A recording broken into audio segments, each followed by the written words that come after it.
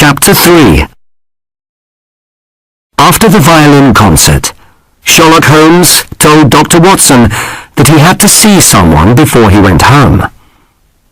"There is going to be a crime tonight, Watson," explained Holmes, "and it might be dangerous. Meet me at 221B Baker Street at 10 o'clock. Dr. Watson arrived at Baker Street that evening. Holmes was talking to Peter Jones, who was the most important policeman in London, and a man called Mr. Merryweather. Holmes explained to Watson that they hoped to catch a famous thief called John Clay that night. The four men got into two taxis. While they were travelling, Holmes told Dr. Watson that Mr. Merryweather was the manager of the bank behind Mr. Wilson's shop. The taxis were taking them to Mr. Merryweather's bank. When they arrived, Mr. Merryweather took them into the bank and down into the cellar. It was dark inside the cellar, and there were a lot of large boxes. Holmes looked carefully at the floor of the cellar. Then he asked Mr. Merryweather to tell Dr. Watson why the thieves might be interested in this bank.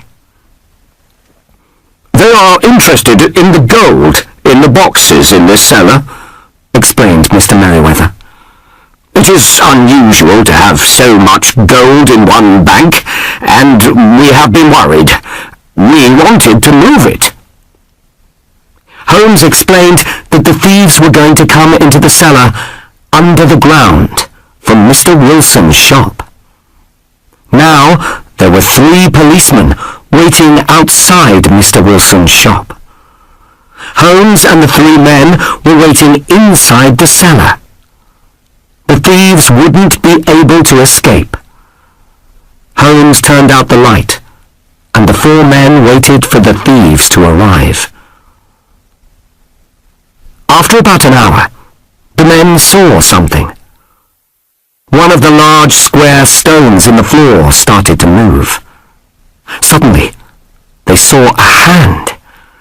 The hand slowly moved the stone up and to the right.